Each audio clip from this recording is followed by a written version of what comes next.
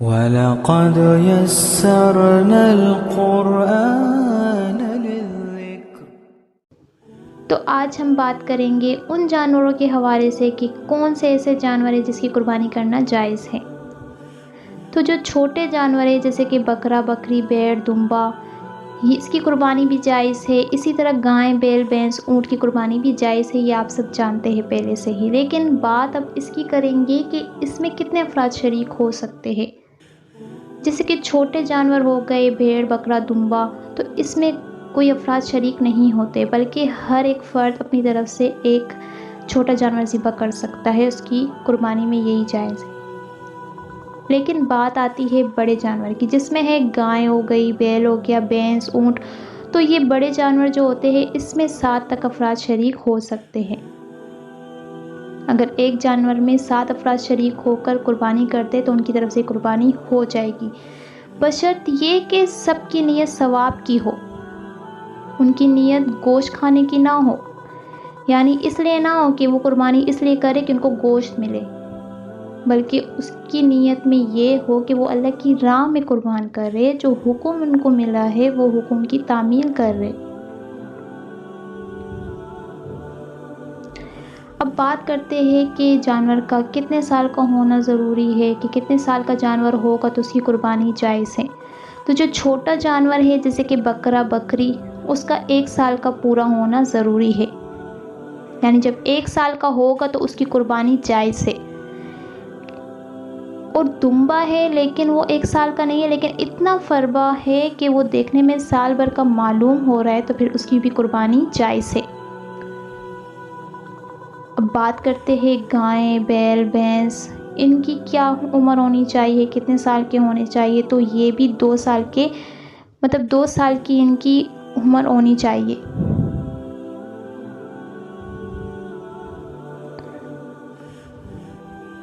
और जो ऊँट है वो 5 साल का होना उसका ज़रूरी है, कि वो 5 साल का यानी उससे कम होगा तो उसकी कुर्बानी नहीं होगी। इसी तरह गाय, बैल, भैंस हो गई, तो वो भी अगर 2 साल से कम हुए तो उसकी भी कुर्बानी नहीं होगी। तो इसलिए कुर्बानी के लिए काफ़ी है कि जिस जानवर का जितना ही साल रखा गया है उसी साल के बराबर ही उसकी एज होनी चाहिए, उसकी एज के अकॉर्डिंग ही उसको ज़िबा करना चाहिए। और ये कैसे मालूम करना है, तो ये तो आप जो है जब जानवर लेंगे कि वो कितने साल का है, तो पहले उस फ़रोख्त करने वाले शख्स से आप पूछेंगे उसकी उम्र। अगर वो उम्र बता रहा है और दिखने में भी वो इतनी ही एज की लग रही है तो फिर वो दुरुस्त है, उस पर आप एतमाद कर सकते हैं, एतमाद करना जायज़ है।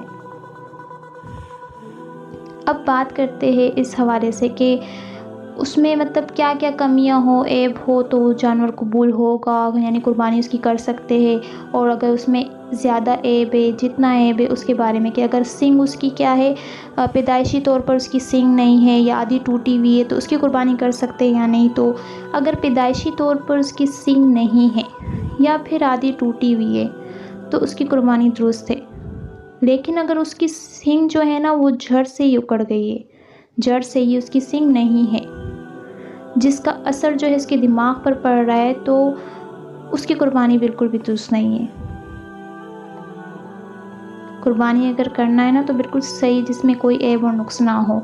लेकिन अगर इस तरह की हो भी, उसमें थोड़ी मतलब जैसे कि आधा सींग टूट गया और इस तरह, तो वो फिर भी दुरुस्त हो जाएगा। इसी तरह अगर अंधा, काना है, लंगड़ा है, ऐसा जानवर है तो इसकी कुर्बानी भी दुरुस्त नहीं है। क्योंकि अल्लाह की राह में जो चीज़ हम दे रहे तो एक अच्छी चीज़, उसमें कोई ऐब और नुक्स ना हो, बल्कि उम्दा चीज़ हमें अल्लाह की राह में कुर्बान करना चाहिए। अगर वो गाय या बैल हो गई, इस तरह ऐसे मरीज़ और लागर, तो इसकी कुर्बानी बिल्कुल दुरुस्त नहीं है कि ऐसा जानवर हो कि वो अपने पैरों से कुर्बानगाह तक भी ना जा सके। अगर किसी जानवर की तिहाई तिहाई कान या दुम कटी हुई हो तो उसकी भी कुर्बानी जायज़ नहीं है।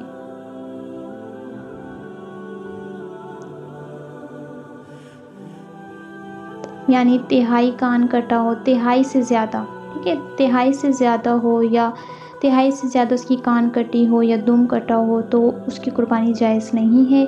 और इसी तरह अगर उसके दांत बिल्कुल ही ना हो, यानी बिल्कुल भी उसके दांत नहीं है या फिर अक्सर टूटे हुए हैं, तो ऐसे जानवर की भी कुर्बानी जायज़ नहीं है।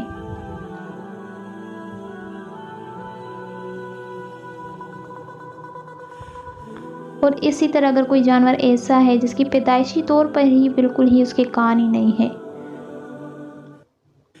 तो ऐसे जानवर की भी कुर्बानी जायज़ नहीं है। यानी अंधा हो, दिखता ना हो, उसमें भी ऐब आ गया। इसी तरह अगर सींग जड़ से नहीं है, उसमें भी ऐब आ गया।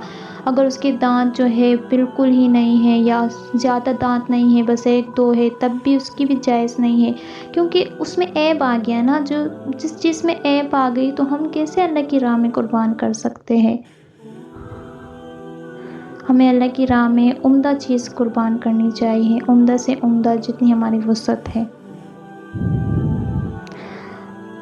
और हाँ, अगर आपने जानवर सही सालिम ख़रीदा था, उसमें कोई ऐब और नुक्स नहीं था, लेकिन ख़रीदने के बाद उसमें कोई ऐब और नुक्स निकल आया, तो अगर वो ऐब और नुक्स है उसमें, तो वैसे तो ऐब और नुक्स के साथ कुर्बानी जायज़ नहीं होती। लेकिन अगर वो शख्स गनी नहीं है, मालदार नहीं है, उसकी माली जो हालात है वो दुरुस्त नहीं है, तो उस सूरत में उसकी कुर्बानी जायज़ होगी, वो कर सकता है। लेकिन अगर उसके पास पैसा है, वो गनी है, तो वो साहिब निसाब भी है, तो उस पर लाजिम है कि वो इस जानवर के बदले दूसरे जानवर की कुर्बानी करे। तो यहाँ तक उन जानवरों की पूरी डिटेल थी, तफसील में थी कि किस जानवर की कुर्बानी कर सकते हैं और किस जानवर की नहीं कर सकते हैं, क्या क्या ऐब हो और कितना कितना हो उसमें कुर्बानी कर सकते हैं या नहीं कर सकते हैं। ये थी तमाम जानवरों के हवाले से तफसीलात। उम्मीद करती हूँ कि अच्छे से समझ आ गया होगा, और अगर आ गया है तो आगे भी इस नॉलेज को आप फैलाएं।